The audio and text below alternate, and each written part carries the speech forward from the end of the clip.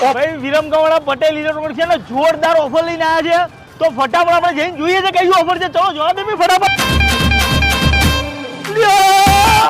એ ભાઈ ઓફર લાવો જલ્દી. ઓફર શું લાવો છો તમે? શાંતિ રાખો. શેની ઓફર કહો? અરે આ ઓફરો ચાલે છે ને દર વખતે તમે લાવો છો ને. આ ચાલતી અત્યારે કોઈ પણ આપણાથી ઓફર ચાલતી નથી. બે શું મગજની પથારી ફેરવો યાર. કેમ?